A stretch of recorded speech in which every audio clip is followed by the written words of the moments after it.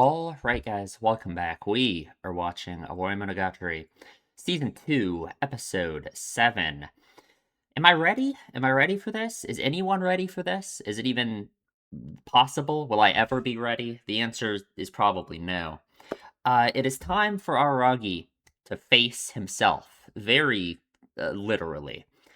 And we're here. It's the end. It's the end. Except it's not the end, which I just don't even understand how that's possible. But we'll talk about that later. Uh, yeah, Ougi. This is the end. This is the end of Ougi Dark. Where are we going to end up by the end of this? It's high school graduation night, right? Like, or at least tomorrow. It's the night of what will be high school graduation. The following day. We've got to do it. We've got to reach some kind of conclusion here. I certainly believe in Araragi, and I think he is capable of this, and he can do it. I just don't know in what form this is going to take. So, I guess we've just got to watch it. I feel like I am not like mentally prepared for this at all, but who would be? It snuck up on me, just like the conclusion to all this stuff. Like, it just feels like not that long ago. It feels like yesterday we were nowhere near where we're at now, right? But maybe that's part of the point. I don't know. Okay, let's watch it. No more rambling about nonsense. We're watching episode 7 of Owarimonogatari season 2. You can line your copy up with this if you want to. We are starting in 3, 2, 1. Oh god. Hmm. Right, give us the rundown. Give us the rundown, please. Mm-hmm. Yeah, which I still want to think more about that. Of her self-control, huh? That makes sense. That's like a very Kombaru-related thing. Ah. Right, yeah, that's, no kidding, huh? Yeah, I agree. She represents a lot of stuff, doesn't she? Right. Mm-hmm. Okay, like learning about the existence of it. Yeah. And his...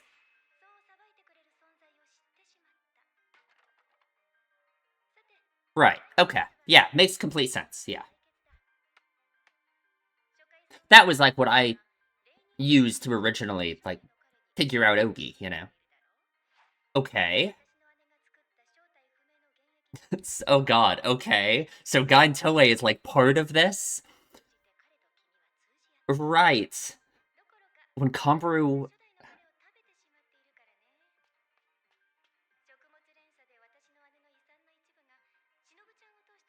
Okay, I would have never figured any of this out.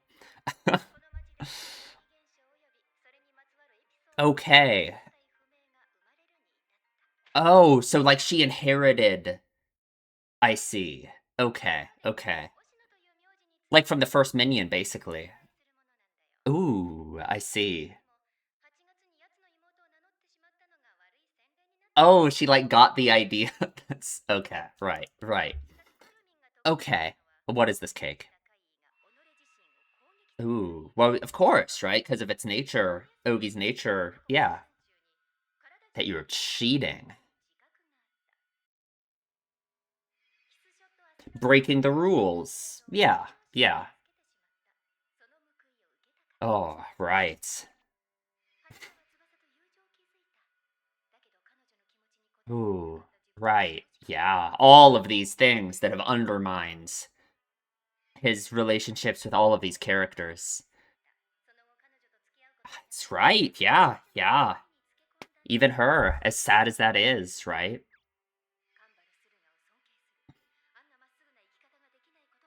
Oh, I think there's a lot more to that, too. Oh, and what happened after with her.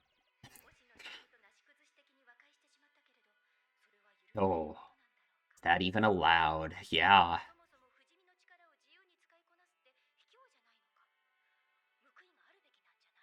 Right, right. Should he even be alive, right? He should be dead. Yeah. Oh,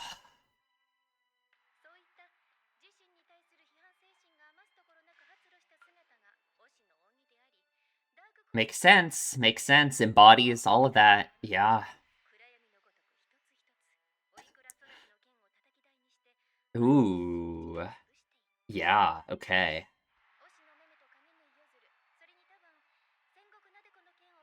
All of them have been, like, would have been targeted by her, or I see. Yeah. Exterminate her. Skihi, of course.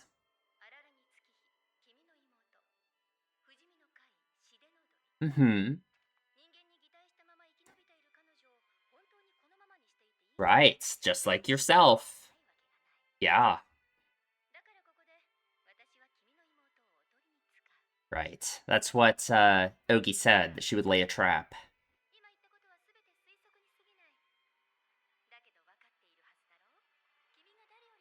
Of course, he's always known. Yeah. Oh.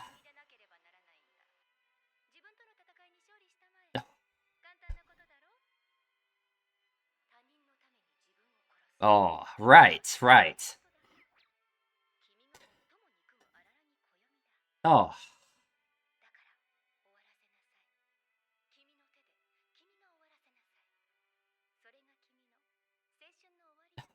God. Oh, and we do get the opening, huh? Man.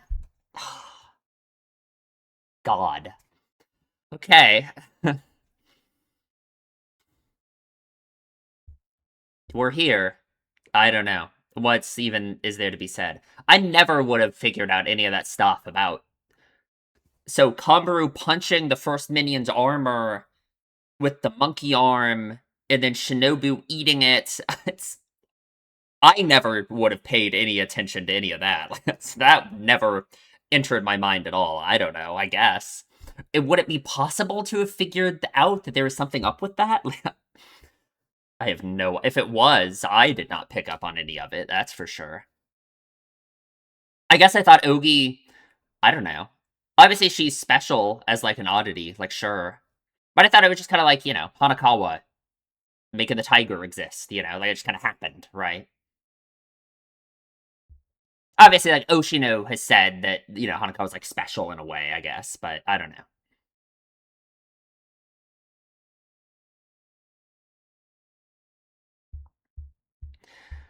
Oh man.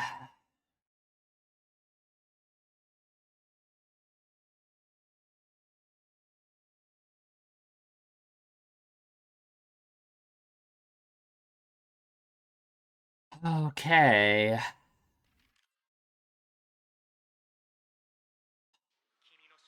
Oh, right, right.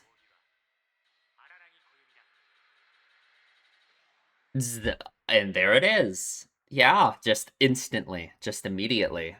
Oh, right behind her.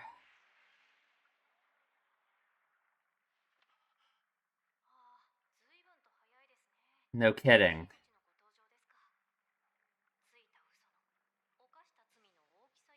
The sin she's committed. Huh. A black hole. Ooh. That says something.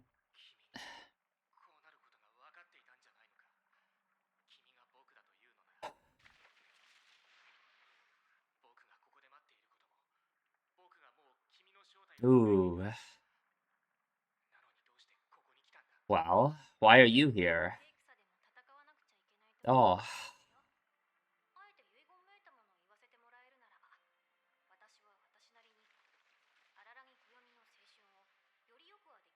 more right.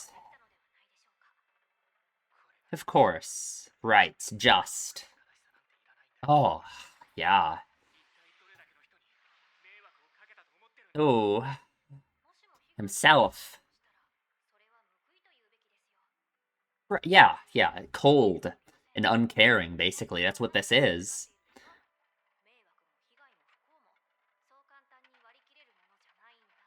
Yeah.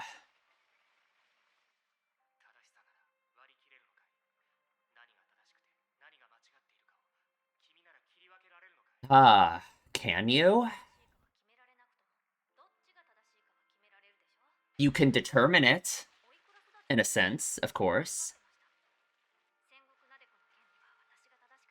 Really? Okay. Oh. Oh, that's I think that's the wrong question to be asking, honestly. Oh. But oh,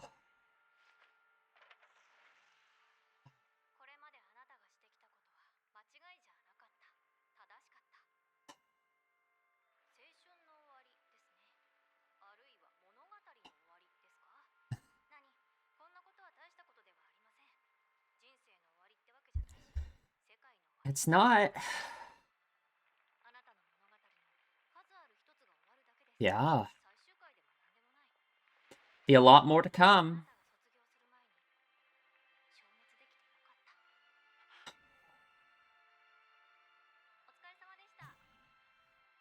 Really. That's this this can't be it though, right? You were right. Oh. Oh.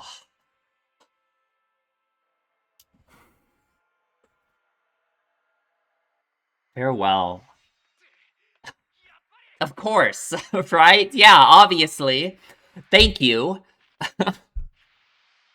Oh god. The darkness like lunged forward. Oh, but what do we do though, right? The darkness is here. Oh, her voice. Oh god. And he is not. Yeah. Oh, trying to save someone else. Oh.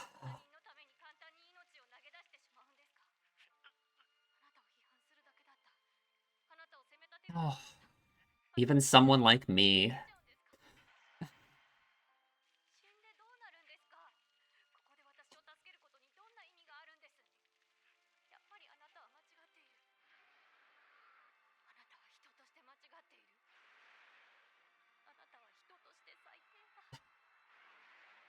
But it's not. Oh. Yeah, exactly. Oh. He saved himself. Oh. Yeah. Shinobu. Hachikuji.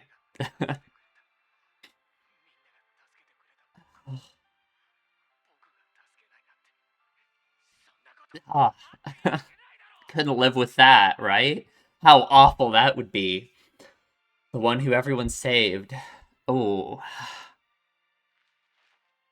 Oh.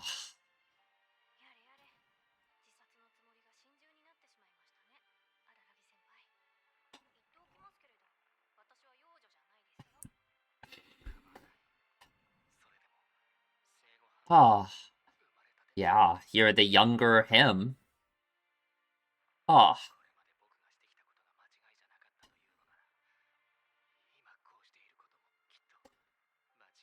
Right. Right. Of course. Oh. Oh my god.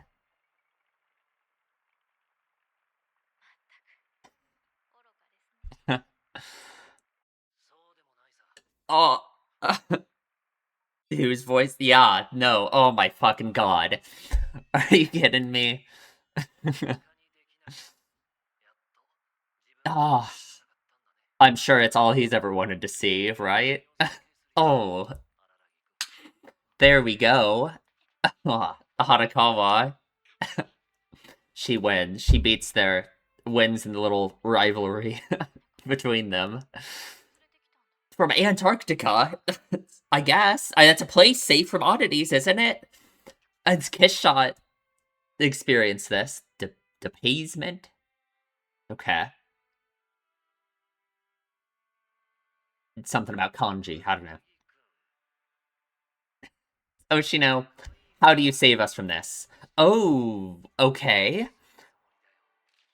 His niece, huh? Will that...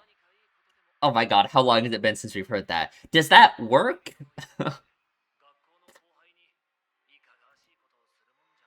Like, in order to, like... I guess it does. Like, for the darkness, right? Her identity. Is that how it works, huh?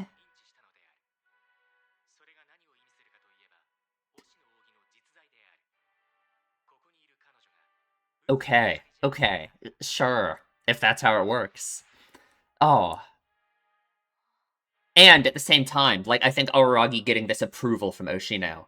I... Oh. Oh my fucking god. Of course. Right. Oh. We did it. I mean, it's the end.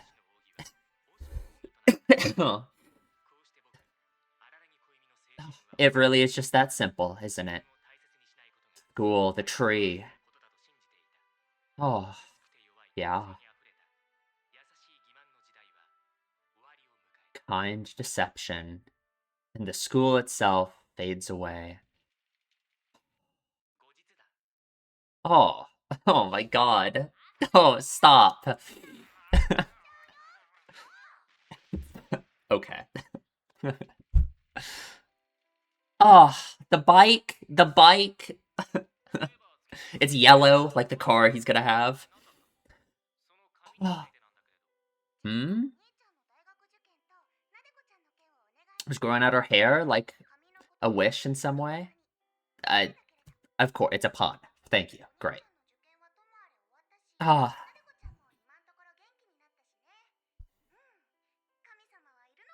as there sure is. Yeah, very recently there is one now.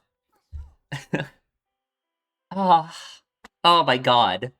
Water, the ocean. Oh, oh, gonna be a long path for you as well. What are we talking about? No, we don't need to do that. I promise. That won't be necessary. Yeah. Ooh, right. Huh? I guess. Ooh. The right thing to you. Yeah. Oh, him above her on the stairs so we could pat her head. Yeah. It's Haji Kuji. Oh my god. So. Mm-hmm. This is too much. Come on, let's just go on a walk again, please. You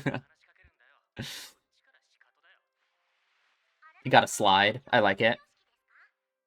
Aw. Thank you, Haji Kuji.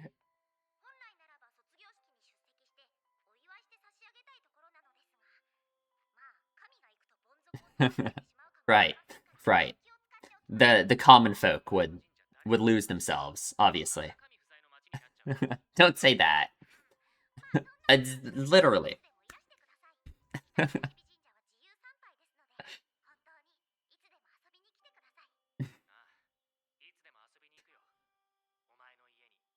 Aw. She has a home, finally. God. Oh. Oh. By a giant tree, yeah. By the giant tree. Can't be summed up that simply.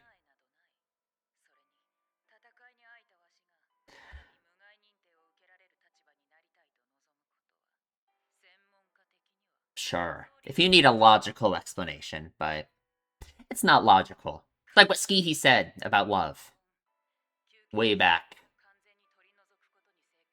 Oh, no way, obviously. Don't even say that. Ooh. Her reaction to that. Oh, yeah. Satisfied? Oh, hmm. Oh,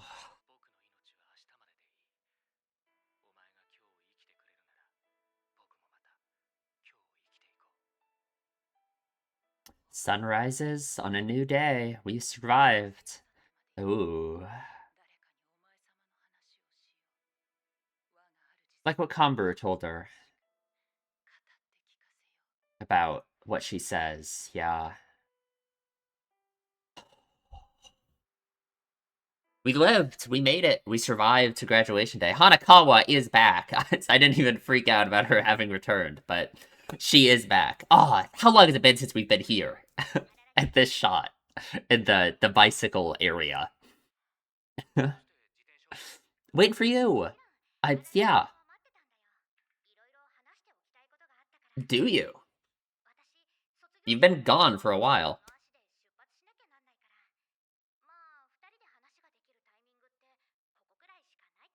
Okay. Still going with her plan, I see. His bike code, the same one as hers. As Ougi's, I mean.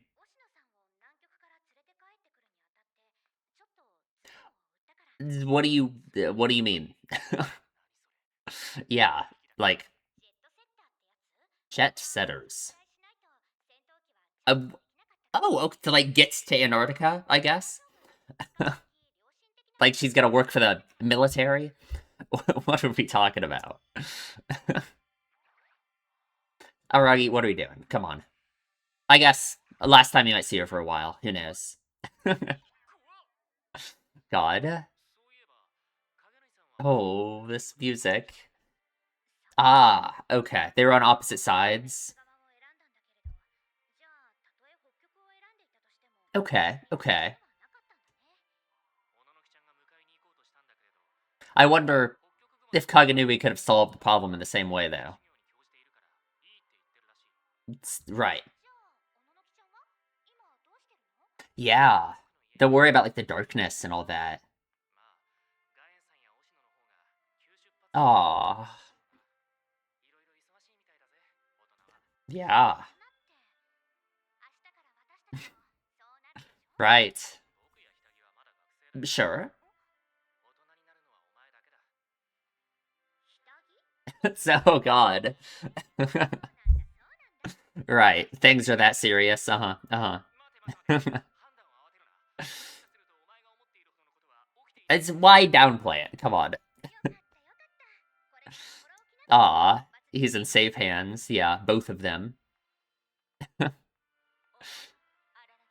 Ooh, with like the old hair? Hanakawa, don't tease them. Come on.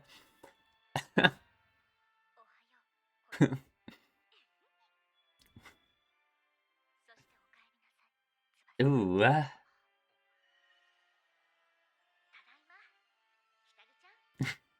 Ah, God. We did it! Did she? We know what them leaving means for her. You know, she's still got a lot to handle. Which she will. It's a flower bouquet. Oh, there's, God, what was her name? Higasa, right? Was her name? Ooh. Hmm?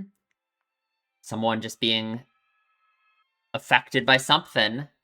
Aragi, what do we do? Of course. He's Aragi, after all. Even on graduation day. Even once he's no longer a high school student. Oh, of course, running down these stairs, just like the first episode. Oh, Ougi. Ah, I disagree. Lots of him has changed, lots of him hasn't. Oh, I'm still me. Exactly. Oh my god, really? Oh, look at this. Oh, Conbaru. No. We did it. We did it. It's over. Ougi over there. Ah, man. Oh, look at them up there on the sides. Hajikuji in the background, of course. She did show up. She had to hide, though. Oh, guys, I can't believe it. I'm just at a loss for words. I don't know. Like,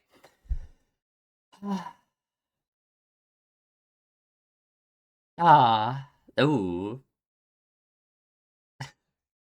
practicing her tail. Uh huh. Ah, sounds good to me. Ah,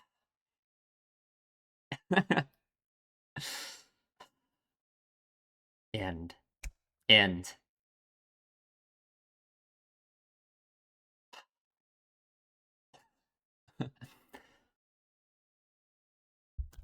okay. That's I don't know. I guess that's the end. What do I don't know. What do I say? How do I feel? What do I possibly do or say right now? I have no fucking idea. I have never experienced this feeling before. Okay. I don't know. All right. We'll talk about it in the discussion. Okay. Well, let's talk about the episode. What do I even say? Literally, where do I even start? I've been sitting here for a while trying to figure out the answer to that question, so I just clicked record and just decided to start it. But I'm still just as much at a loss as I was moments ago. Um Absolutely amazing. Perfect. It's everything I ever wanted. It's like this is it, right? Like we did it, you know? We say we did it so often. We really did do it. Like this is it, right? What a just amazing. What an amazing conclusion to all of this. It's not really a conclusion because I know we still have a lot of episodes left, which is bizarre. Um, but just in terms of if this was the end, if this was the end of Monogatari, I would be completely okay with that. I'd be like, yeah, that's sure, right? Like that's the end, you know? Obviously there's so many like unanswered things like about like different characters and all of that, but in terms of this being the end of like a story for Araragi, yeah, it would make complete sense to me. Like this is it, you know? This is what we've been building to for the entire for all of it. Where the hell do we go from here? You know? I I don't know. I don't know. We did it. We did it. Um yeah. I think it was like perfect. He he saved himself, right? He saved himself through doing so, rejected like this whole idea of, you know, yeah, like all of like these lines, right? Rejected this idea of the whole idea of this right and wrong thing that has dictated himself and his life for so long. Uh no, he's like freeing himself from that and this is it, right? This is it. Ougi is still around. Ougi was not destroyed, which of course makes complete sense. You know, we've talked about that so many times. Like, and the way he puts it is like is so perfect. Like, not saving her, allowing her to be destroyed, would be destroying the person that all of these other people have saved, right? That Hitagi and Hajikuji and Ononoki and Shinobu and Hanakawa, everyone has saved him, and he has to be able to accept that, right? He can't. Yeah, no, it's just so perfect, so like literally perfect, just the best the best ending. I would say this is like my favorite ending to anything I've ever seen, and it's not even the ending.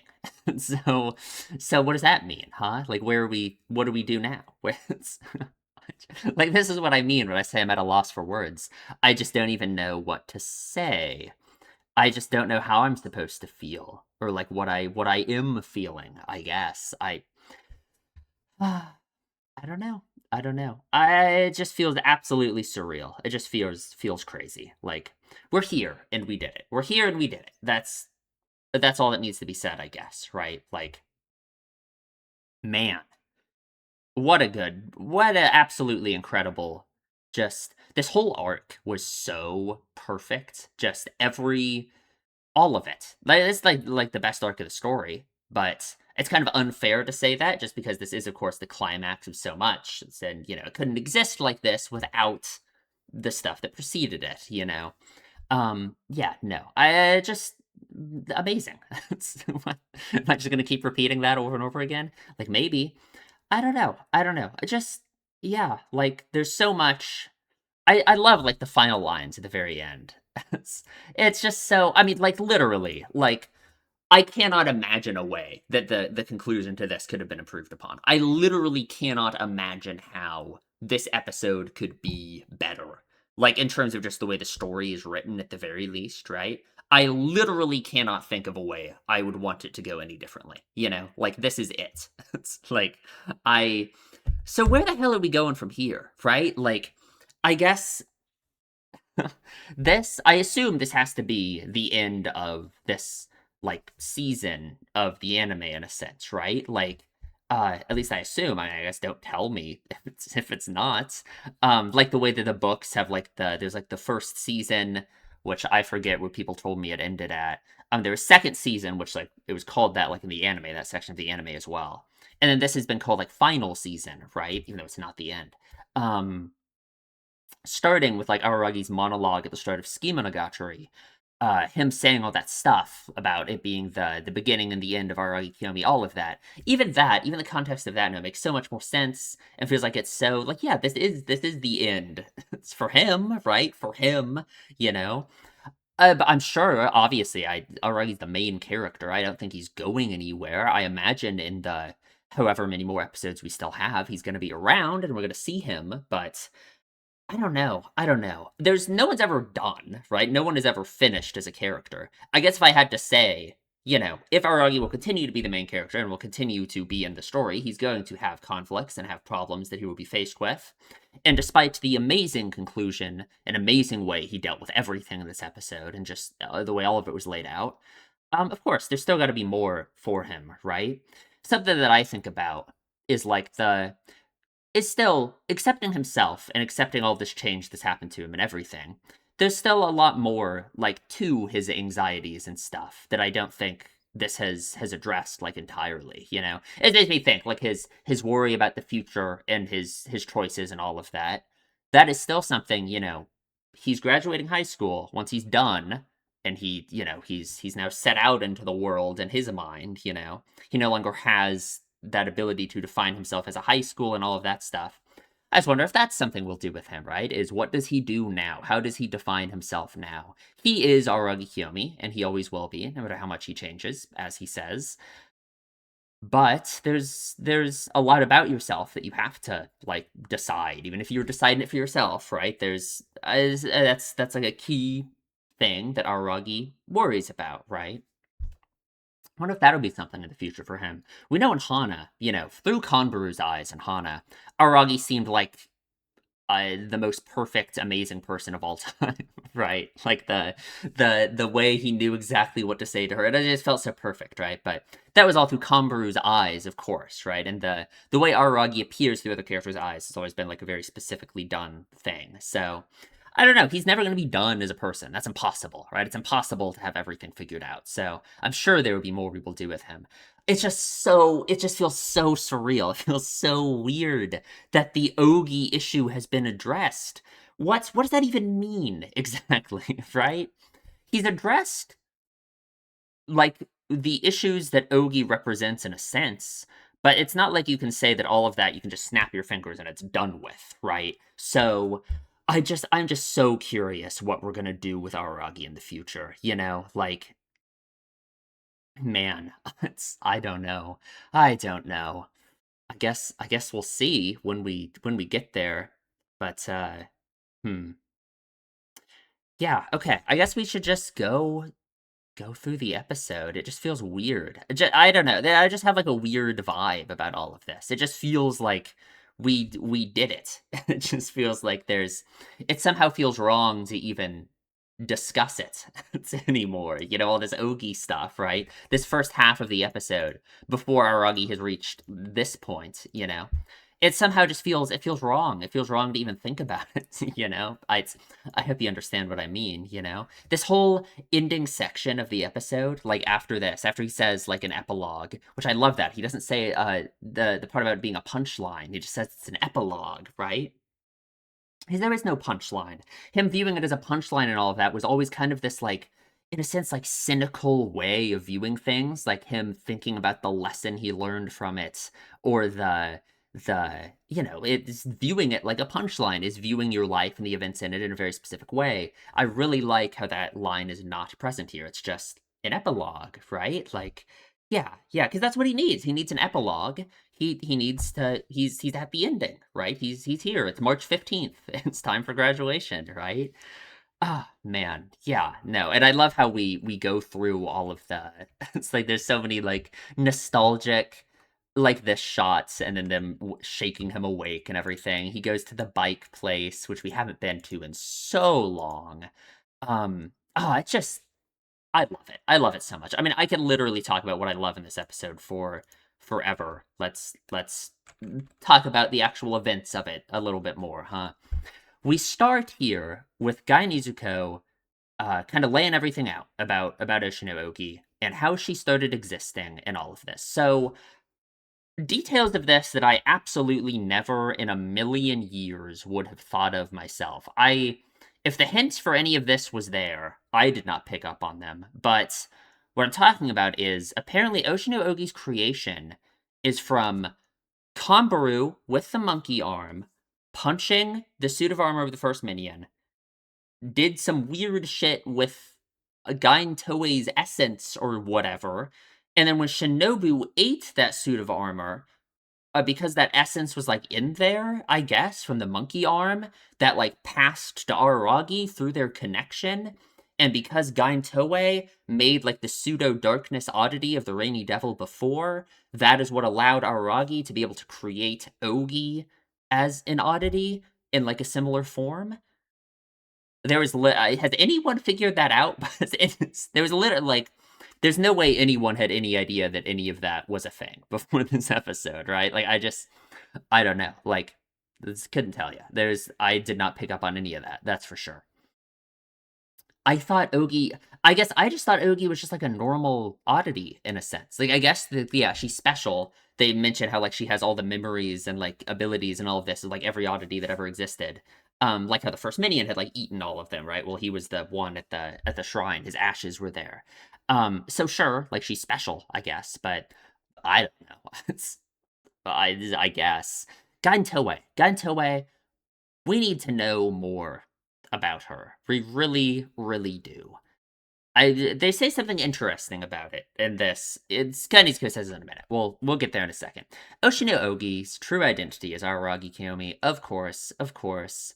Just as my older sister Gun Toei created an apparition called the Rainy Devil. Right, right. The unknown apparition created by Gun Toei was the materialization of her self-control. This makes sense to me. Like this idea of it being a materialization of self-control, at least in the way that it applies to Kanbaru. How for Kanbaru, it was all about her not trusting herself, right? Not believing herself to be in control of like these dark impulses that she may have, right? Thinking she's going to hurt the people around her and all of that, not thinking that she can do anything, basically. That's what, you know. If you don't trust yourself or any of your actions, you'll just be stuck forever, right? So yeah, that's very much related to the idea of self-control, right? Gantoe herself struggled with the same thing, I guess. A materialization of her self-control. In a sense, it makes me think that that's similar to Ougi, because Ougi is what? Like, Aragi learns about the darkness, learns about the rules, learns about this thing that judges you, and all of that. Aragi kind of wants something like that, or thinks something like that should exist for his version of what the rules are, or should be. And that's what Ougi is. So, I wonder what the Rainy Devil, like, was for Gaintoe exactly. Guy Nizuko says that Aragi is unique because his pseudo darkness, Ogi, targeted himself, right? Which of course implies, therefore, that the Rainy Devil did not in any way like target Gantoe, that it was a materialization of her self control. So like, what does that mean exactly for Gaintoe? That Gaintoe was someone similar to Kanbaru, and she thought of herself maybe as like a devil in a sense, and that this was like a materialization of that. That she herself had to always have this strong level of self control to prevent herself from being this freaky monkey devil thing in a sense, right? That she could view herself like that, I guess. I guess, but it's like you would think I guess the distinction here that's important is that Gain Toei did not think of herself as breaking the rules, right? The Rainy Devil was a materialization and a representation of a it was a pseudo darkness, the same way Ogi was. So it would enforce the rules in a sense, the way that Gain Toei herself like viewed the world and all of that, the same way Ogi does. But Gantoe thought of herself as having that self-control, right? Like she kind of pushed it on others, like the stuff about the water cure poison thing. I think you can, that connects to all of this. I mean, her telling Kambru about all of that. Gantoe must have thought herself to be someone who kind of had all of that, yeah, under control. That she had this self-control, and the Rainy Devil is just a materialization of that. So it wouldn't target her because she herself doesn't think that she's breaking the rules, right? Whereas with Ogi and Aragi, of course, Aragi thinks himself to be someone who's horribly breaking the rules and all of this, that everything he's doing is horribly wrong, so Ogi targets him, right? Okay, okay, I guess. I need an arc about Gaintoe and the Rainy Devil and just whatever, all the stuff that happened back then. I want that so badly. I can't even I don't know. I can't even describe it. Gentoo had to be like around this age, right? Was she in like when did the Rainy Devil exist, right? Was it during college, during the occult club stuff? Um like around the time they made Ononoki and all of that? Like was that as did they I don't know, was them creating Ononoki that it have something to do with the Rainy Devil existing and everything? I just have so many questions about it. Like I just have so many questions about it because she already had defeated the Rainy Devil by the time Kamburu was like I don't know however old she was, like 5 or something. So yeah, Gantoe couldn't have been that old. It had to have happened a long time ago. I don't know. I just ah. I want to know so badly. I think that's about all I can get out of this. Though I'm trying to think if there's anything else I can say in terms of this idea of self control and the Rainy Devil and stuff. But I feel like I've pretty much it's dried up. I don't know. I can't think of much else really to say. I guess. Given that quasi-darkness the form of the Western apparition known as the Rainy Devil, he settled the score. Settled the score? What do you mean by that? Like, what do you mean by settled the score? Ah, God. I don't know. I don't know. And, like, Kamburu's mother, Gantoe, giving Kamburu the hand, that's kind of like making Kamburu herself go through the same thing, really, right? It's giving her this thing that will test her self-control, right? I guess that's kind of, that's what like the Rainy Devil was for Gantoe as well, I guess, with its like wish granting abilities and everything, assuming it still had that even before it was shattered to pieces or whatever. That's kind of also a test of self-control, obviously. Gantoe like what, not using the Rainy Devil? I don't know. Just depends how it all went, right? You could say that Oshino Ogi is your desire to criticize yourself. I like that. I think that's a very good way to sum it up, because that really is it, right? Him thinking himself to be so fundamentally wrong, and Ogi just yeah, being a representation of that. That's a pretty much a perfect way to put it. There's a lot more that Ogi represents, of course. There's so much to her. There's so many things in Aragi's head that she is, right? Yeah, yeah. It was last August. The case where Hachikuji-san was assaulted by the darkness. So all this stuff about the darkness. Aragi seeing it, learning that these rules exist, and the conflict that that creates in his mind. That was how I originally, like, basically figured out Ogi back then, right? Which all, yeah, it all makes complete sense to me, right? I'm glad we just get it all, like, spelled out, essentially. You learned of a phenomena that corrects mistakes.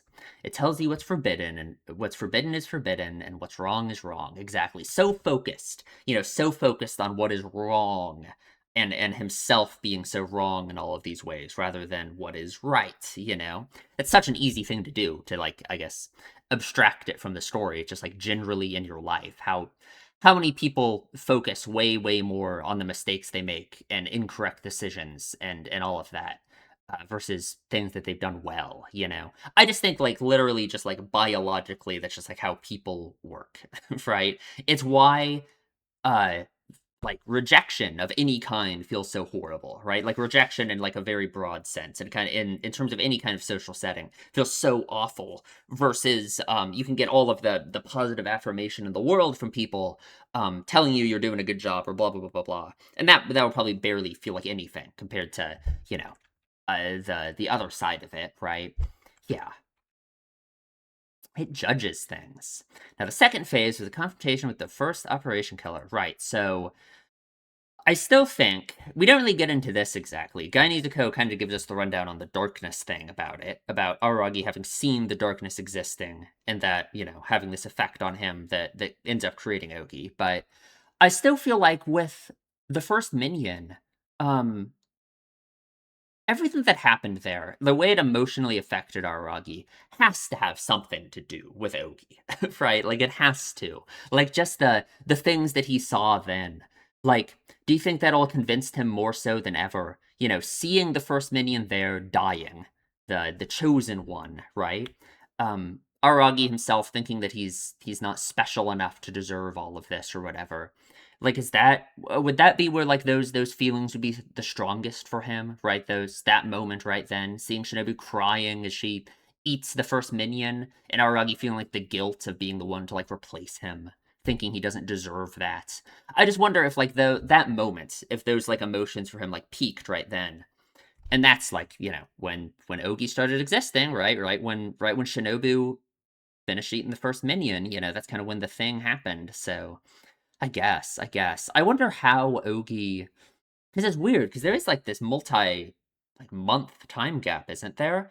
Or no, I guess it's not multi-month. It might just be like a week or two or something in between Ogi formula and the end of all the first minion stuff, Shinobu Mail, right? When he actually meets Ogi. So I guess I wonder when Ogi started existing exactly. Like, where was she? I don't know. So yeah, so during the first encounter, the Rainy Devil left arm was hit by his energy drain. So he drained the energy, the undiluted essence of the unknown my older sister created combined with the first one. So yeah, this essence from the Rainy Devil, which itself was a pseudo-darkness oddity, through Oshino Shinobu, you and he understand one another. In fact, Shinobu-chan had eaten the first one. Right. Thanks to that food chain, a part of my sister's legacy flowed into you through Shinobu-chan. This resulted in the birth of an unknown. Okay, I guess. I mean, again, for the fifth time, I absolutely never would have figured any of that out. There was no way I would have thought of any of that. So, bravo, I guess. Like, sure. In possession of all the apparitions in this town their experiences. Yeah. Because of its nature and how it was created, Oshino Ogi is able to wield heart under blades, physical materialization skill at the very least. So did Ogi, like, create the ghost of the building, the cram school, I guess? Probably. What's gonna happen with Ogi now? What is Ogi gonna do now? Ogi was in Hana, obviously, just kind of hanging out, I guess. What is Ogi is also a person now. Ogi is so critical of themselves because of just their nature and stuff, but they can be free from that. They can be themselves now. The same way I view all of the oddities, like Shinobu and Ononoki, as their own people, despite what they may say. So I want that for Ogi too. So I guess I just wonder, like, what will the future mean for Ogi? In terms of, like, even the way she views the world and everything, like, I don't know. She can be her own person, she can change things. I just wonder. I just wonder. I don't know. I don't know.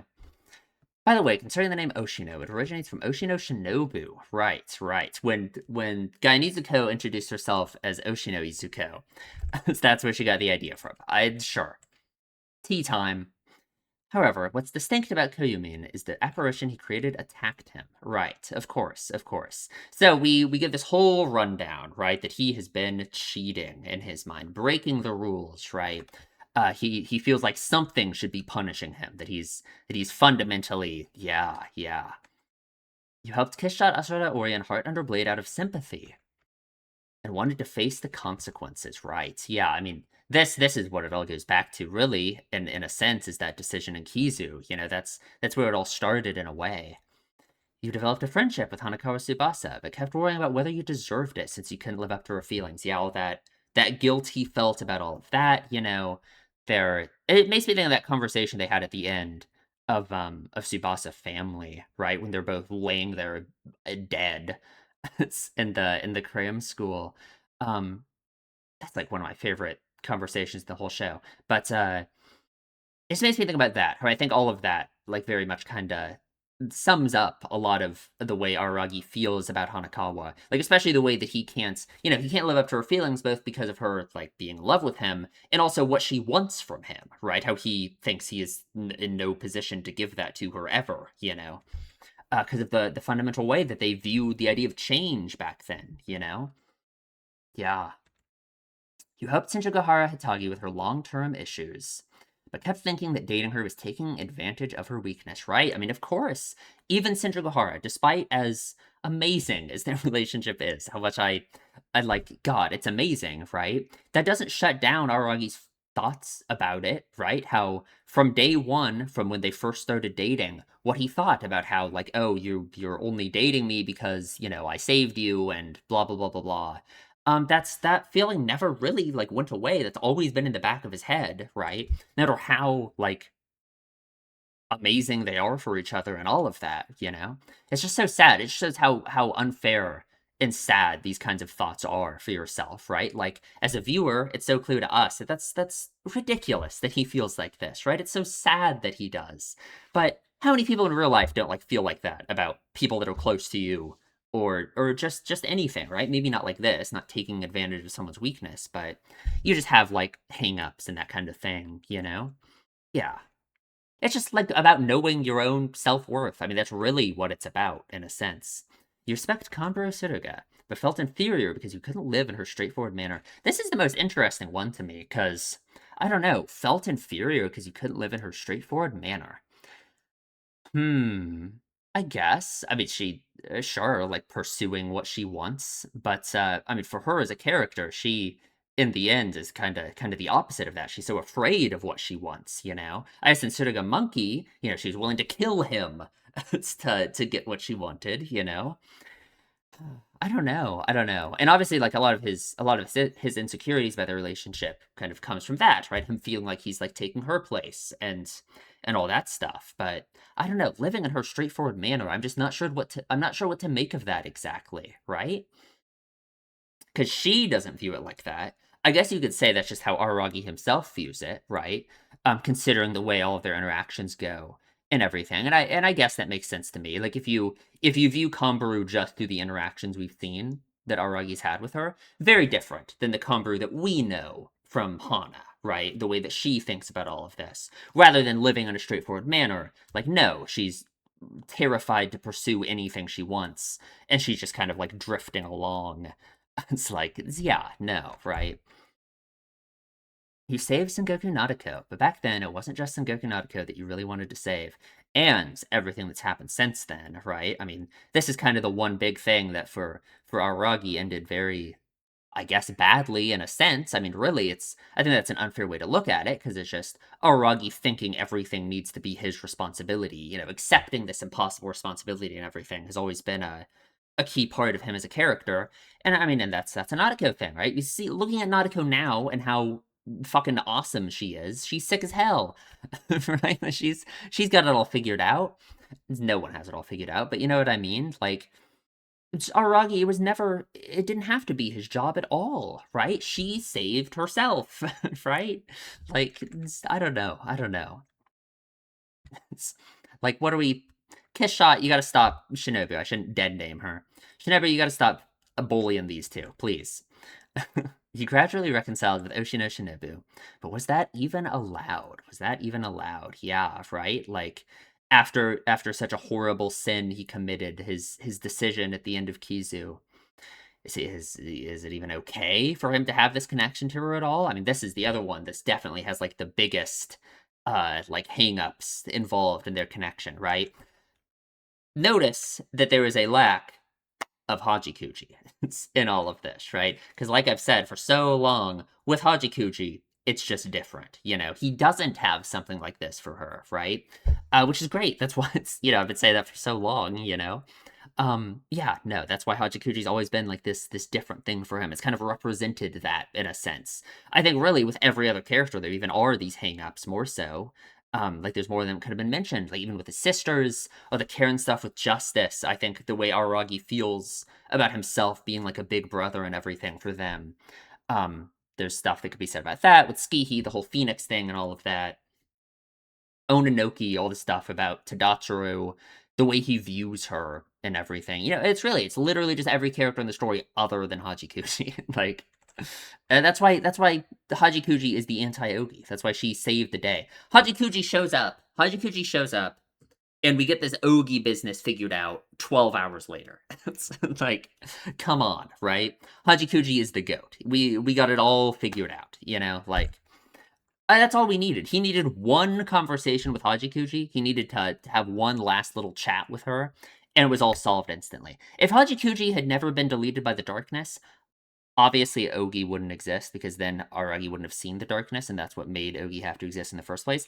But that's like the point, right? That's like the point, If Hajikuji was still around, Aragi wouldn't have these problems. He would have figured it all out, Not really, right? I still think that no matter what, even having someone like Hachikuji to talk to and everything, I don't know if it would have been enough, right? Like, I think it's very hasty, probably, to say that he would have just been fine, but it feels very meaningfully, important to point out. It's very, very meaningfully written in that way, that it was Hajikuji's destruction that made it so Aragi could spawn an Ogi. Yeah, yeah. To begin with, isn't it unfair to freely use powers of immortality, right? Shouldn't he be dead, right? Like, from the beginning, Aragi has thought his existence is, like, wrong ever since Kizu, because he's supposed to be dead, right? He died in that moment, right? When he decided to give his neck to Shinobu, it was over for him. He was dead, right? Ever since then, he was reborn and all of this, but yeah, right. Should he even exist anymore? Not really, right? Not in his mind. Shouldn't you have to face the consequences for it? Aren't I the worst kind of human imaginable? Ah, Araragi. The portion of your mind that criticizes itself manifested entirely in the form of Oshino Ogi, the girl you could call Dark Koyomi. Sure. That's why, like the darkness, she took things out one by one. Well, is Aragi jumping up to catch this ball? Is there some kind of meaning to this? Maybe. I don't know. Yeah, like the darkness, she took things out one by one, with the case of Orkura Sodachi as a springboard, and crushed them. Ogi says some interesting things about these cases later. Tadatsuru, Nadeko, and Sodachi, whether or not she was right or wrong. And we're definitely going to have to talk about that. We're going to have to think about it, for sure. Oshinome Kagano Yojiro, them, and probably Kaiki Deshu after he finished the case concerning Sengoku Nadeko.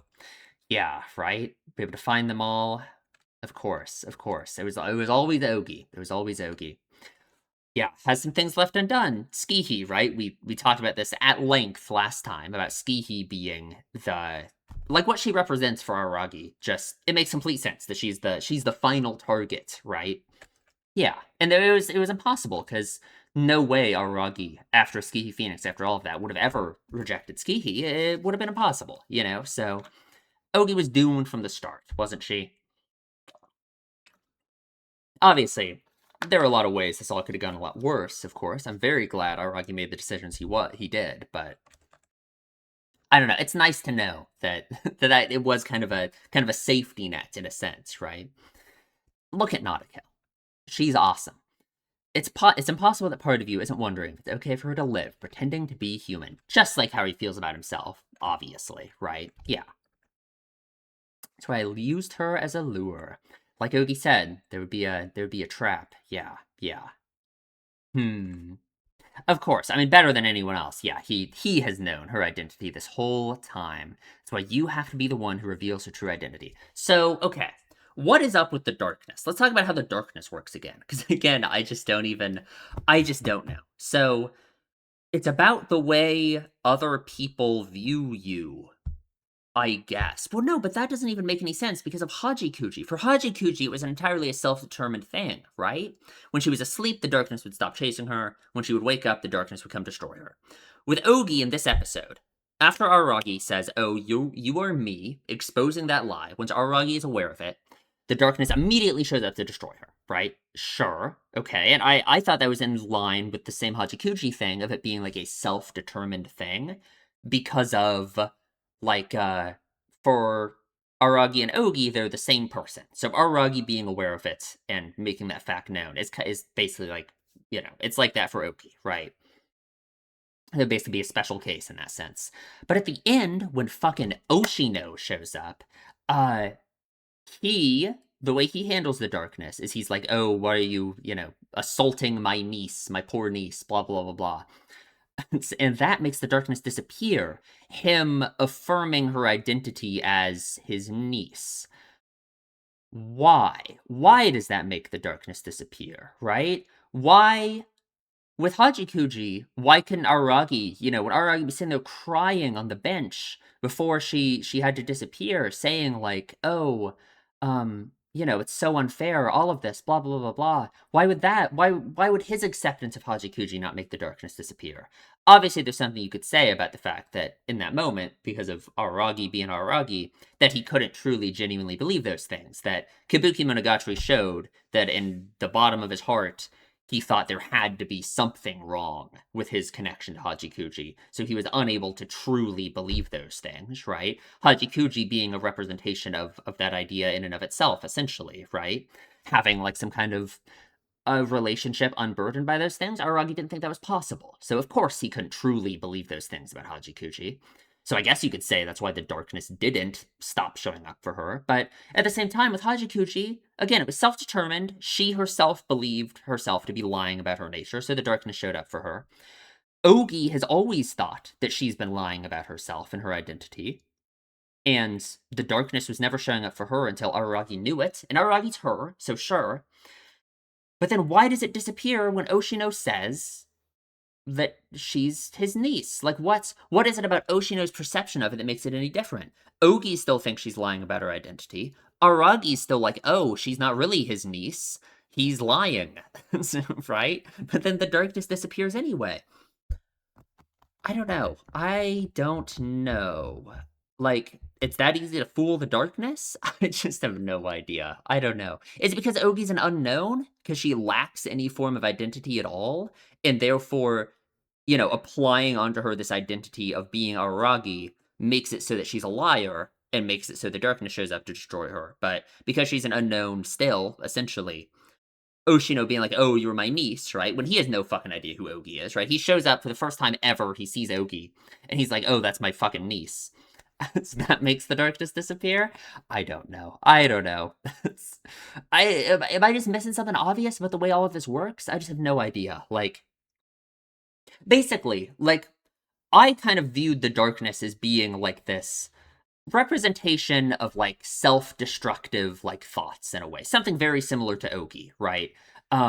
Like doubting your own existence, like who you are, like thinking of yourself as wrong in some way, and the darkness being determined by that. It would make sense for Kiss Shot when the darkness came after her, because she herself knew or thought of herself as just a vampire, right? That these people shouldn't be worshiping her, that she's not a god. And as that changed her nature, the way she viewed herself, created this conflict in her mind with the way she viewed herself and all of this, the darkness would show up to destroy her, right? Makes sense to me. It's like that with Hajikuji. It's like that with Ogi, if you think about like the Aragi angle of them being like the same person. But I don't know. The end of this just confuses me about how the darkness works, you know? I don't know. Because I don't think it would be that easy. There's no way it would be that easy for Ogi to just accept it, you know, if it is in some way self-determined, right? I mean, I mean, I've just thought of another angle of this. You could say because of the way Aragi views Oshino as, you know, like Oshino is a very important figure to him in all of this, being like his mentor and all of that originally. You could say that that means something to Ogi too, and that somehow it is like a special thing about Oshino being the one to say it that kind of does something with Ogi's identity in a sense. But I don't know. I mean, that's just kind of reaching, right? I don't know. I guess we aren't here to discuss the like details of how the darkness works exactly, but I don't know. Like, couldn't tell you. Couldn't tell you. Go win in the battle against yourself. It's rather simple, isn't it? Killing yourself for the sake of others. Ooh, it's something you do every day. It's Aragi Kiyomi, the one you loathe the most, so go end it. And like this is when it becomes so clear that there's no way Aragi can deal with this problem the way Guy Nizuka wants him to, right? Um, you know, talking about that, it's interesting. I wonder how all of that's going to work out in the end, right? Like Aragi's decision to do this, like they aren't going to be happy about it exactly, I imagine.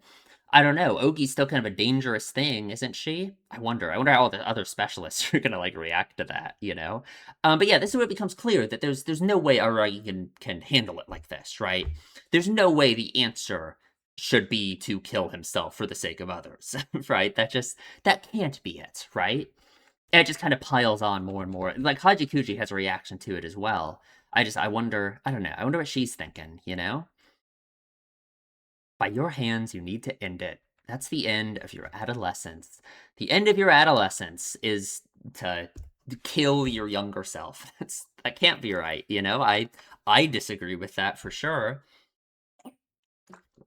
It's interesting. It says something about the way Guy Nizuko must view like herself and the world and all of that, right?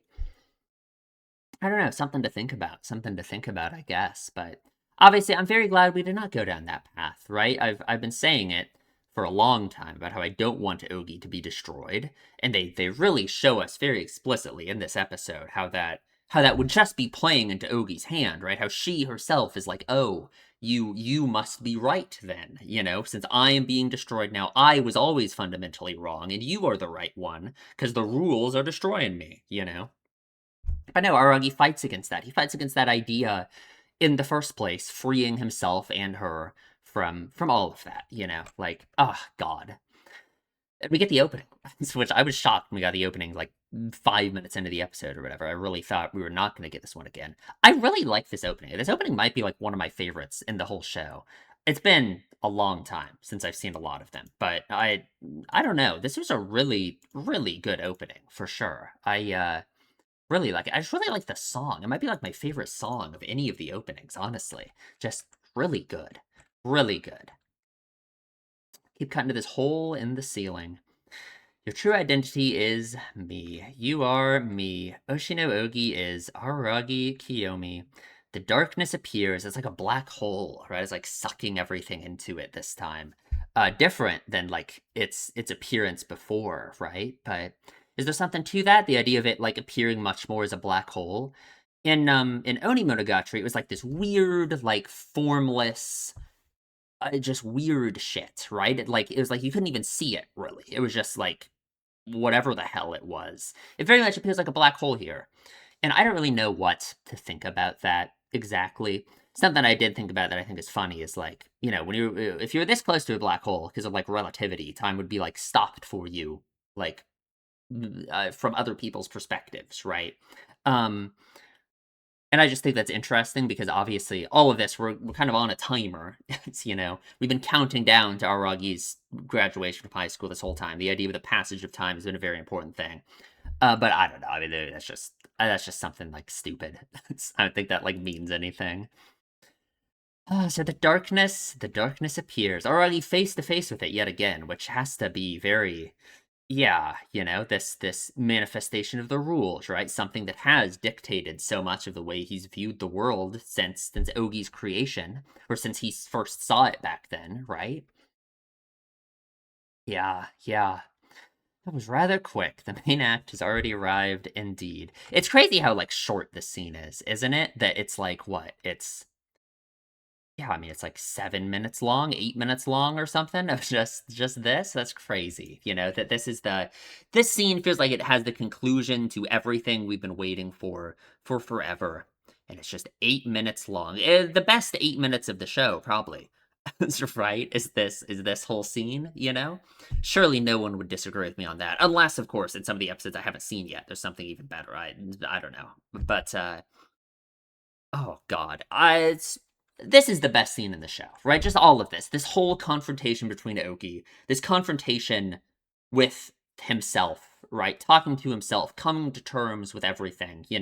He when he says all this stuff to Ogi about, like, how would you know, he's like upset with her about all the things she's done, but it's like that's him.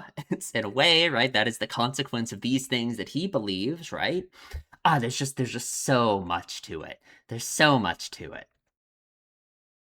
And so the darkness, like, destroys the whole building they're in, right? It destroys the whole cram school essentially. Or at least this room, which of course this room is the very important one. This is where he would always meet up with Oshino, all of that. At the end, the cram school also starts, like, fading away and all of that. It feels very meaningful, doesn't it? Like, the cram school itself, I guess obviously he's graduating from high school, and the cram school has felt so emblematic of his last year in high school. This is where he came after where he reawoke after his death, even, right? If you view it as like a reincarnation for him, then yeah, I mean, this is where that life began, essentially. There's a lot tied to the idea of the cram school in Aragi's head, I think. And it fading away at the end in this very, like, very pretty way feels meaningful. Leaves the tree behind, of course, right? There's the giant tree still that at the end Shinobu and Aragi reaffirm their bond right next to. Yeah, yeah. Oh, didn't you know this was going to happen? If you really are me, the fact that I'd be waiting here, the fact that I'd already learned who you really are, if you knew that, then why come? Sometimes you have to fight even if you know you're going to lose. That is an interesting thing for her to say. Like, what went into my mind when he said this is like, well, Aragi, what would you yourself do, right? Like, would you not also come here to be judged? That's essentially, that's what this is for both of you, right? Yeah, yeah. If I could say something akin to dying words, I believe that, in my own way, I was able to make Aragi's Kiyomi's adolescence more right. Even if I couldn't make it better, more right, more just, tadashi is the word, I believe. Yeah, it's not about making it better. It's about doing it right, that's always been the thing for Aragi. Yeah, yeah. If you're saying this is right, then I don't need what's right. That's a Man, that feels like a meaningful line, but at the same time, he says it in such a way that it makes me think there's kind of some bad things tied up in this, aren't there? Like, I don't need what's right if it's this painful, but, well, I don't know. I mean, I certainly agree that the standard by which he holds himself, that Ogi represents for him, if that's what's right, then yeah, I certainly agree. He doesn't need that, right? But I don't know. I don't know. I just feel like there's more to it in a sense. Like, you're always going to have a standard for yourself and a way that you view your own actions as, like, right or wrong, right? You can never, like, be free of that in any sense. So I guess that's like when he says, "Oh, I don't need what's right." Well, you're never escaping that exactly. Like, there's never a moment where you won't judge your own actions, and I think obviously there's a healthy level of that. If you're unable to look back on the past and learn from your mistakes and but it's all of that. Recognize when you make mistakes. That would be bad, right? Um, so you do need what's right in a sense. It's just the question is, where does that standard come from? In what way do you hold yourself to that standard? You don't have to hold yourself to it in this way where you end up hating yourself and all of that. You should be focused on the future rather than the past. You should be focused on what's right rather than what's wrong. And that's what Aragi has always been focused on, is what's wrong, the mistakes that he's made, and everything, you know? It's just that's such a hard thing to do, just, like, generally, isn't it? Like, it's God. Like, you know how everyone has experienced this, right? Um, like, embarrassing moments or just mistakes you've made will just randomly pop up in your head and cause you, like, physical pain. That's right. I'm sure some of you right now just, like, have one pop up in your head that, like, is a moment that you think about, like, all the time, right? Um, it's so it's so unfair that our brains work that way, right? That we always think about moments like that, moments where we made a mistake, said something wrong, did something wrong, whatever, right? Um, Compared to why can't we think about times we did something fucking awesome, right? Why can't those moments pop up in our head, you know?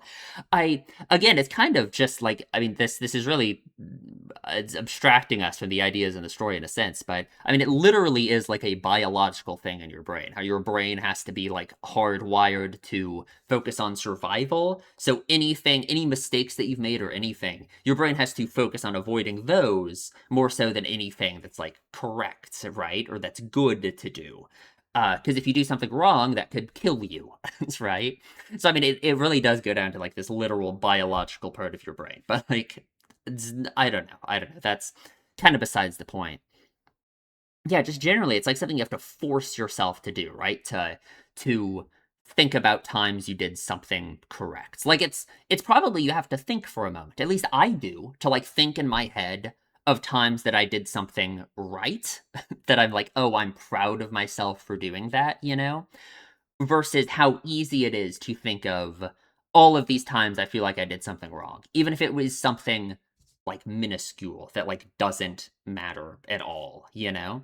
But I mean, I don't know. Is everyone like that? I have no idea. Maybe that's like a way that I'm similar to Araragi. I don't know. I don't know. You know how many problems you've caused and for how many people, and this is so meaningful because like he's talking to himself, right? Like this is him, right? Yeah, yeah. If you're saying someone was harmed, then I'll say they deserved it. Oh, right. You know, that's the standard he holds himself to. If he gets harmed, if he, yeah, right? Of course, of course. It's not that I've personally done anything. In reality, you completely understand that as well, don't you? Oh, that trouble, harm, and misfortune aren't things that are clear cut. So the right thing is clear cut. What's right and what's wrong? You can cut them apart. Ogi would certainly think so, right? Even if you can't decide what's right, you can determine which side is right, can't you? Like you can look back in the past, evaluate decisions you made, and decide whether or not what you did was broadly right or broadly wrong. Sure, you know? It's like what she says about the future, how you only ever have the present and the past, how it's like and anytime you make a decision, you won't know until after you make that choice and you look back on it if it was the right or the wrong choice, you know?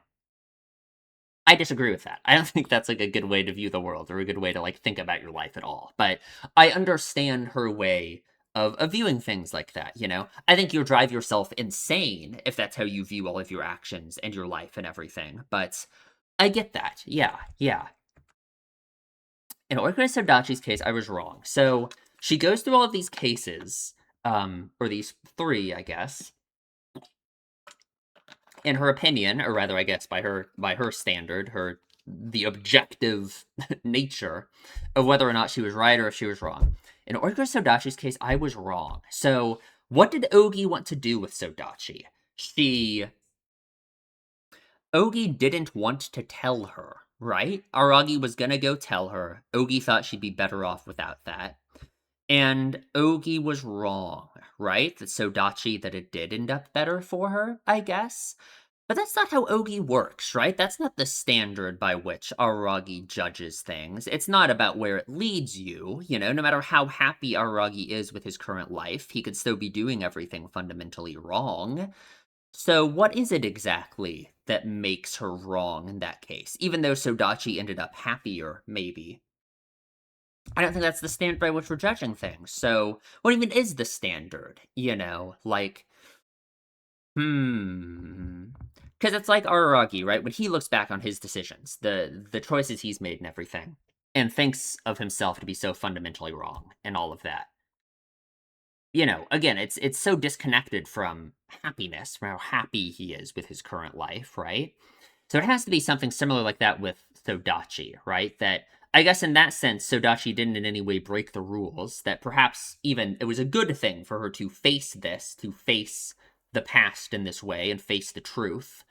That is something that an Ogi's idea or Aragi's idea, I guess, is a good thing. And that's why she was wrong, I guess. That Sodachi could do that. I guess in Sengoku Naruto's case, I was right. She was right, huh? Okay. It just depends. It just depends if by this Ougi means like is Ougi taking credit for freeing Nautico from the cuteness curse?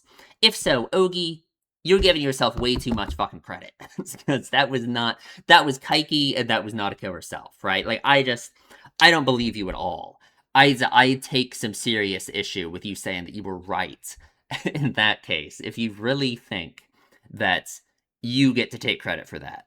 So I don't know. Did she set her on the path? I guess she is the reason why Nautico Medusa as an arc happened, right? She had that conversation with Nautico at the start and all of that. But all that did was put Nautico in a horrible position where she was the god at the shrine, and it like regressed her character to this horrible spot. And then Kaiki had to show up and save her, and then Ougi tried to get Kaiki killed. So I really think we're taking some liberties here, Oki, with you saying that you're right. I don't know. I don't know. In Tiori Tadatsuru's case, I guess we'll call that a draw, huh? So there's a lot into that because it makes me think about like Ononoki as well, like what happened with Ononoki in this case. But I don't know. I am just not sure what to think about this one. I guess like because what was this case exactly? It was different from the other ones because she wasn't trying to do anything with Tadatsuru exactly. She was just trying to get him to exterminate Aragi, right? Unless from her point of view, she was trying to do something with Tadatsuru, I guess, and that was like the point of it. But I don't know that I could win in a one-on-one fight. Ooh, that's what this has all been, huh? So after all this, Ogi-chan, who was right, me or you? Not a good question, because that's not how we should be viewing it, right? It's not about who was right. It's just not the standard by which you should judge this. And what she says, I'm the one disappearing like this. It means that you were right. She's completely ceding her own existence and all of that to the rules, to the darkness, to all of this, which part of this has to wake up Aragi because he's seen the darkness be wrong with Hajikuji. He's fighting against it. What's different with Ogi here, right? Why, if he accepted this, if he accepted that the darkness destroying Ogi means that she was wrong and he is right, I've said it many times. That's just kicking the can down the road. That isn't fundamentally fixing the problem with the way Aragi views the world. He in the long run. Like what? Ogi would have been destroyed. There just would have been another Ogi, right? Maybe not exactly because of the miraculous nature of Ogi's creation, I guess, but he wouldn't have solved all of this. Just eventually, as his life continues on, when he's graduating college in 5 years or whatever, he's going to be facing the same issue. Looking back on his decisions, thinking about everything he's done right or wrong. And he breaks free of that with his decision to save her. Congratulations, Aragi senpai. Oh, everything you've done till now hasn't been wrong. It was right. Like he's getting what he wanted in a sense. This judge to evaluate his actions by the standard that he thinks needs to exist, right? And he rejects that in the end, right? As he should. This is the end of adolescence, or perhaps the end of a story. Oh, that's not significant at all. It's not the end of one's life, and it's far from being the end of the world, right? That's how Ari's been viewing it. This idea of him graduating high school and what that means for him. Um, yeah, yeah. I really like the way she puts all of it. It's just the end of one of your many stories. The many stories he's told her. It's not even the final episode or anything. I'm glad I could disappear like this before you graduated. Oh, man, and the music during this scene is like so good. And so he is gonna let it happen. He says farewell, right? He considers like what it means to let her go. Farewell, my adolescence, saying goodbye to this part of himself, right? This is again, it's like this is what high school graduation is for him, right? He has to say goodbye to who he is, who he was, all of this, right?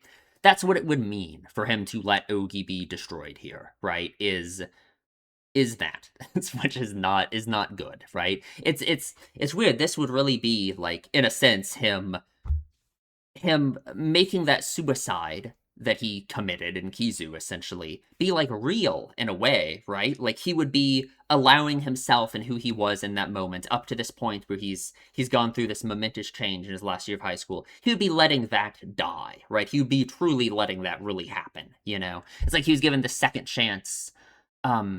And he it's not like he would be throwing that away. He would still be alive, I guess, but yeah, it's I hope you get what I mean, you know? So God, he saves her. Forget it, I can't do it. Of course, right? But for once, he is saving himself. How the hell did the darkness get his arm here? His arm is way down here. It just goes over them. So it's whatever. I don't know. The darkness got his arm somehow. When it's so important that he's not immortal in this moment. This literally is him risking his life, right? He's no immortality. It's okay. Something weird to think about is why did Guy Nizuko make him not a vampire anymore for all of this, right? Separating that link between him and Shinobu, it's clear that, I guess we've talked about it, how for Aragi, I think that means something important because that frees him, in a sense, from all of these like shackles he has, like literally connecting him to other people, like Shinobu, right? He's human again, right? He has a chance to reclaim that humanity in his head. But it's also just interesting how in this moment, him not being immortal anymore, it makes it feel so much more meaningful, right? How he is truly risking his life, risking himself for himself, right? Which is what you have to do. He is finally saving himself, right? Like, yeah, yeah. I mean, it's just so perfect. Like, I just don't even, oh man. Just the layers of like symbolism to it and stuff. It's just so great. It's so amazing. Like, despite everything he's gone through, he's still willing to do this, right? He's willing to put his life on the line like this. But in this case, finally, rather than doing it for Kiss Shot, rather than throwing his life away, for this random vampire, he's doing it for himself, right? For the person that everyone else saved. He's putting in his part, right? Like that's how you should view it. It's finally how all of these other people have saved him. All of these other people have had such an impact on him, and he is finally saving himself. He is doing the part that he has needed to do all along to be saved, right? No, it's just so perfect. It's just so like, oh man. God, yeah, not immortal, the blood gushing out of him. You're not immortal, but you're trying to save someone else. In the end, that's how you are. You throw your life so easily for another's sake. You'd even save someone like me who did nothing but criticize you and make you suffer. Like this is him talking to himself, right? Like why go through all of this for yourself, right? Why put your life on the line for your own self? What's the point? You're worth so much less than everyone else, aren't you? Right? All you've done is criticize yourself and make yourself suffer, you know? You think you're worth so little. What good does it do if you die? Well, if you aren't fighting for yourself, he's already died. Right? Like this he already ended his life once and he was given this second chance, this resurrection in a sense, this rebirth. And this is him like going through with it finally, right? Like rejecting that essentially, you know? Yeah, yeah. What's the point of saving me here? You're wrong after all. You're wrong as a person. You're the absolute worst as a person. I didn't save someone else. Right now, I just saved myself. God, he's so fucking cool, isn't he?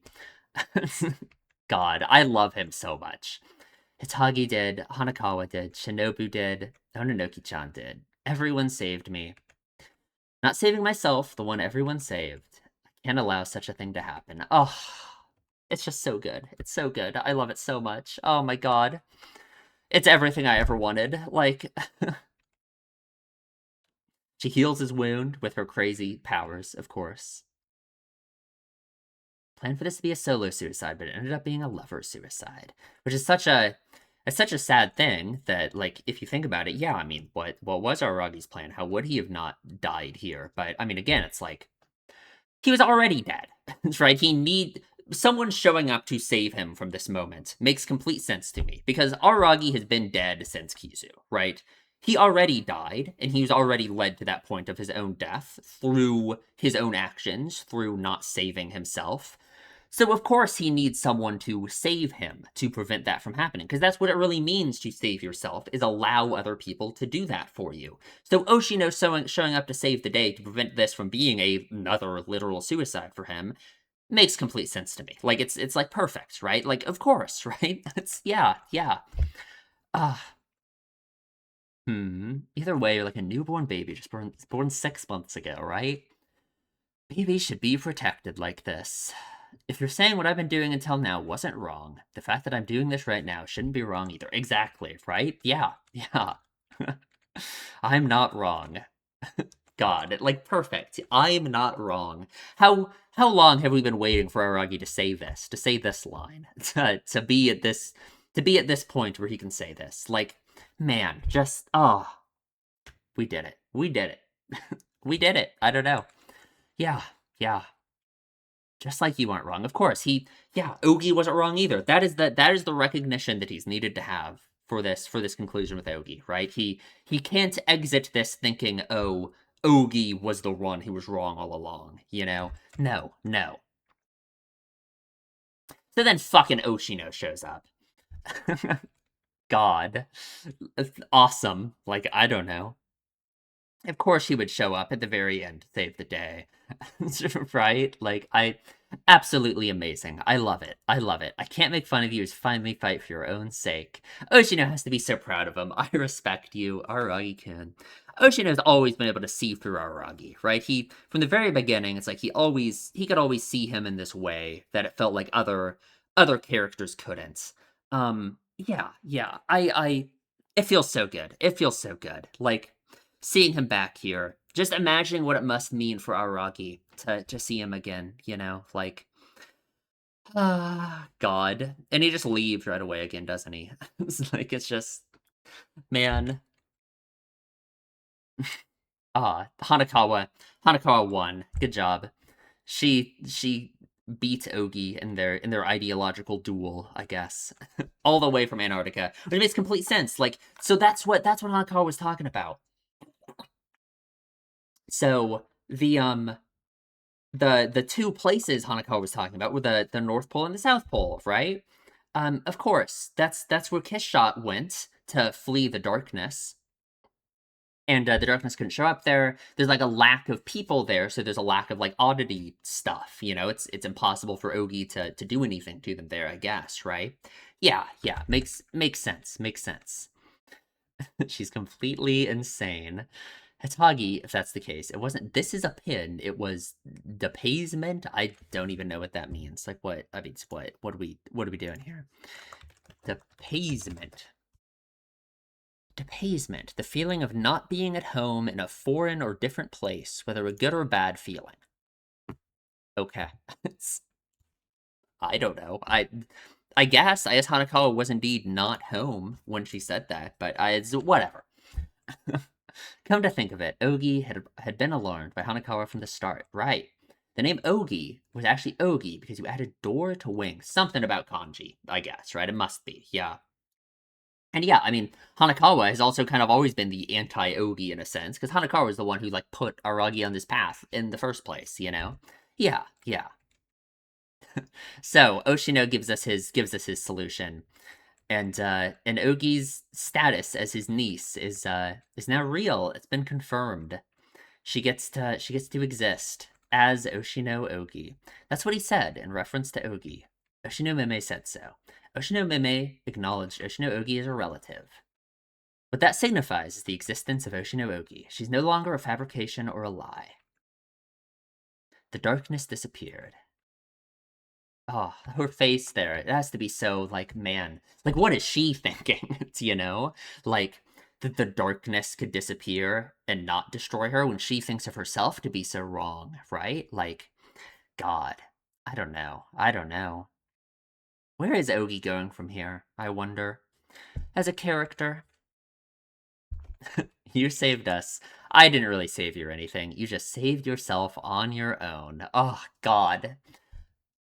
Well done. Man, absolutely amazing. Oshino Ogi became Oshino Ogi. I love that. She always had this lack of identity, right? But now she is truly herself. The same way Araragi has now accepted who he is, right? He is now him, you know? Yeah, yeah. And thus, Araragi Kiyomi's adolescence came to an end. That's what this whole story has been Araragi struggling with that idea of his adolescence, his youth, all of this that he defines himself as and what that means coming to an end. And it's been this grand epic tale just giving us that story, you know? Like, ah, it's so good. Like, man, God. I believe that not being concerned for myself was an act of loving others. The days of kind deception filled with a shallow, weak euphoria have come to an end. What a perfect way to sum it up. What a perfect way to do it. Just absolutely amazing. Right? Like, amazing. The best conclusion to anything ever. We've done it. I don't know. It's okay, right? Yeah. All right. All right. Makes me think of like all those, we talked about it, like this self-deception and stuff, the conversation that Ononoki had with Aragi at the end of Shinobu Mail. What Aragi said to Sodachi and all of that about trying to like actually chase happiness and stuff, trying to be happy. Yeah, yeah. I hope now that Aragi, especially since he's reaffirmed his bond with Shinobu, um, that now he would have a different answer to that question, right? Of whether anyone can even be happy. I guess, right? Ah, man. In epilogue. March 15th, we get them waking him up. It's the old classic, We've had this scene so many times. They blow him up and he dies. He's on his bike, this yellow bike, a symbol of his adolescence in a way. Yellow, just like the car he's gonna have that he had in Hana. Ah, man. Talks to Skihi about her hair, which was apparently. So she was growing out her hair as a wish because it's a pun, like Kami in terms of hair and Kami in terms of God. Right, of course. I should have seen that coming. But everything's worked out, right? There is a God now. There is a God now. Ah, man. I love these shots, the shot of the ocean, Aragi. It just makes you think, Aragi looking at this vast expanse in front of him. Everything that he will now have. It's like it feels like in so many universes, in so many ways, Aragi wouldn't have made it to this point. Like that's something that a lot of like depressed like teenagers think, right? Like, oh, I won't live past 18 or whatever. Like it's so easy to like be in that line of thinking, right? And it's like it's so easy to imagine that for Araki, what he had to do to see this, on this morning, to still be fucking alive right now and get to be seeing this and yeah, yeah, it just feels so man.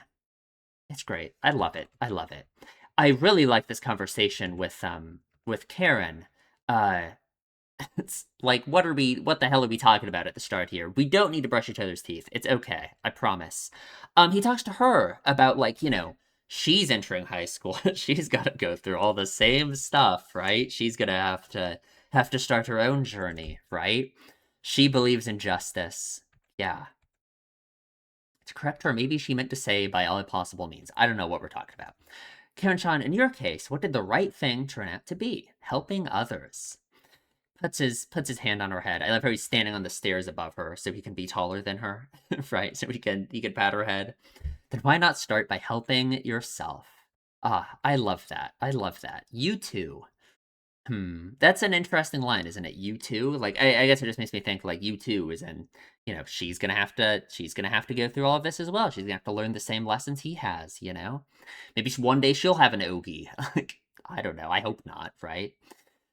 Probably not. Probably not. Not with Araragi on her side, I'm sure. We run across Hajikuji. Look at this fucking crazy ass shrine in the park now.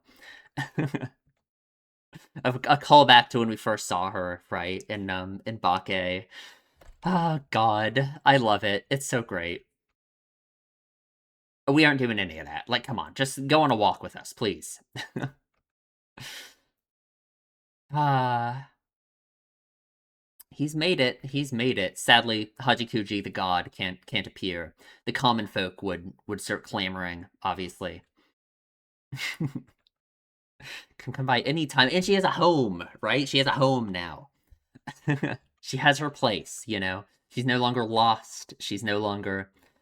Oh, yeah, yeah. We go back in time a little bit to the previous night with Araragi and Shinobu, them starting their bond with each other again. Guy Nizuko wants an explanation why she wants this, you know, but there's nothing logical about it. It's love, right? That's what it's like what Skihi said way back in Tsubasa Family when Araragi was talking to her about love, you know.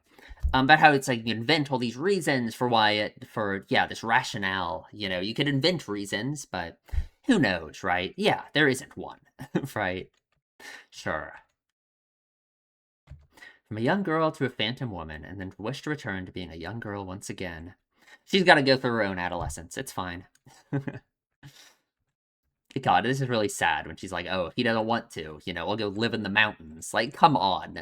Not a chance, right? But it's important that that their bond is no longer burdened by like all of the decision from the Indokizu and all of that, right? It's like they've started it over in this way that has much more meaning, really, right? Frees them from the mistakes both of them made back then, right?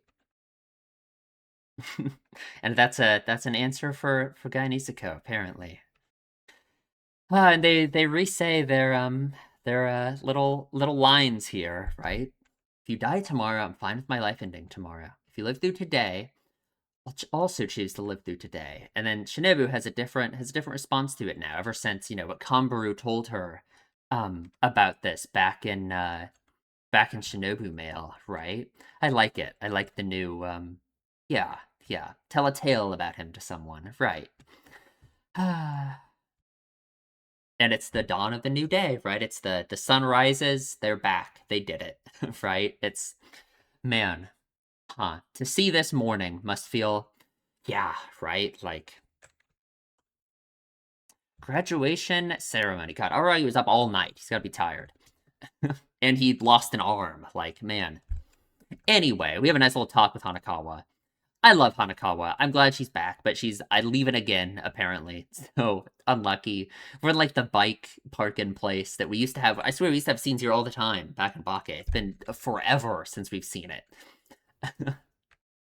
He's got to take off again. Yeah, yeah. Is his bike code is the same as Ougi's apparently, which makes sense, of course. Hmm. Or did Ougi no, Ougi just literally had his bike, didn't she? Like did she just steal his bike and that's why the bike code was the same? Like maybe. I guess. Maybe I'm thinking about it the wrong way. Of course, of course. Anyway, Hanakawa sold off a bit of her brain to like some military organization or something. She had to get a fighter plane to go to Antarctica. I guess. I'm worried, Hanakawa. I don't know. I guess we'll see. I guess we'll see. Oh man. And I when he's staring at her here, there's something about it that feels it's different, you know? Like it's been a long time since we've talked about like the way the show uses sexuality and the way that Aragi like engages with it and how it says something about the way he views these characters, but I don't know, something about this moment feels so different than you know the way he would engage with that before, you know. I don't know, it's hard to put into words. I guess it just feels like there's some kind of meaning to it to me that makes me feel good, I guess. Kaganui's at the North Pole. She's busy fighting polar bears or whatever. So I kind of wonder if Kaganui would have been able to solve this problem as like the way Oshino did. I kind of doubt it, but maybe, I don't know. Yeah, a familiar sounding training ritual that involves fighting polar bears. Right, right, of course. Ononoki's still at his house. We got the darkness thing to worry about, but maybe not. Maybe it's fine. Yeah, so Guy and Oshino are just gone. Yeah, they're busy. The adults. The adults. That's a word that means a lot to Aragi especially. Saying he's still a student is interesting, because I think it's just he's not viewing it as like as just this horrid line that turns him into a different person. Yeah. Oh yeah, and he called her Hitagi, of course. And Hanakawa, that's man, that it's nice because that probably really gives her some serious closure on that too, if she needed any more of it, right? The idea that Aragi and Shinjuguhara will, yeah, that it's just getting more and more serious, right? Yeah, yeah. And she teases Shinjuguhara so much, like, please, come on. Welcome back, Tsubasa. Oh, God. We did it. We did it. We got a graduation gift from Conver, which is flowers. Like, very funny. Very funny. That's right. Like Hana. Yeah. Yeah. And there's Higasa, right? That was her name. I'm not crazy, right? Of course. Of course. How long? I mean, Hana happens in like a month, doesn't it? So, yeah. Yeah. And then I love this, right? We see this girl being afflicted by some, who knows, some kind of something. Could be anything. And Aragi's gonna run after her. Of course, he's still himself, obviously. Off you go. Pick up my diploma for me. I love that. I love that so much. This graduation has been something that's been this heaviest thing on his mind for so long. Like that's what we've been leading up to the whole time. He doesn't even go, right? Just runs off to be himself still. Of course, like he still is. Yeah, yeah. Down these stairs, very very familiar shot, isn't it? Like the first episode when he ran down them to chase after Shinjuguhara. Oh God. The ending song starts playing. There's Ougi. You haven't changed, Aragi senpai. He sure has. He sure has changed, but he's still himself. No matter how much I change, I'm still me. God, I love that. It's so good. It's how is every arc just ends with the same message of learning to accept yourself and be who you are, and all of that, right? And every time it's amazing. Like I don't know. It's just how does he do it? How does the author do it? I don't know. I don't know. Absolutely amazing. I love it. I man, Monogatari is just the greatest story written by humankind. I mean, what is that going too far? I don't know. I mean, what else could be said? That's just it, I guess. I mean, yeah, like man, God, poor Convery over here, huh? Like we know what them leaving means for her. She really is like very sad about it. Ah, God. Ah, man, I love this shot of them all graduating, of course. Yeah, yeah. Ogi over there, Ononoki and Shinobu sitting up on the. Be careful, don't fall. At the end here, we get these lines from Shinobu. She's practicing her story, of course, that she's got to tell. Once upon a time, in a certain place, there's a weirdo named Aragi Kiyomi. This is like the first time she's ever said his name. She like never says anyone's names, right? And he's still around to this day. He sure fucking is. Like it really is. It's so heavy to think about how it feels like in 99 out of 100 multiverse universes, Aragi would be dead right now. Right? That it's like he saved himself. He did it. It's like it really is. As silly as a thing of it seems, surviving his high school graduation was what this is all about, and he did it. Like I'm so proud of him. Like man, I heard the story recited from the shadow running alongside me. I was curious to see what happened next in the story. Me fucking too, man. What awaits us? What awaits the path ahead? I guess we'll see. I guess we'll see. I mean, that just feels like the end. Like, again, I mean, I've said it. If this was just the end of Monogatari, I would be happy. I'd be like, that is the best ending to anything I've seen in my entire life. So, where are we going from here? I have no idea. So I don't know what we're gonna do, but I have no idea. I don't know. I haven't downloaded whatever's next, so I don't fucking know what it's called or anything. So I guess we'll cross that bridge when we get to it, huh? Well, that was absolutely amazing. I guess that's it. I guess that's it. I mean, I feel like I feel like I could sit here forever and just talk about it. You know, it feels like this would be the time to like do a retrospective on the entire show, but it's not the end. So I guess it isn't, right? And however many more episodes we have, I'm going to be saying all of this again. So I don't know. I don't know. I guess that's it. I guess that's it. I just feel so horribly wrong to end the video, but we have to. We've got to end it. We've got to move on, you know. We got to save ourselves here. So, if you enjoy my videos, please subscribe, leave a comment, tell me what you think, and I'll see you in the next one.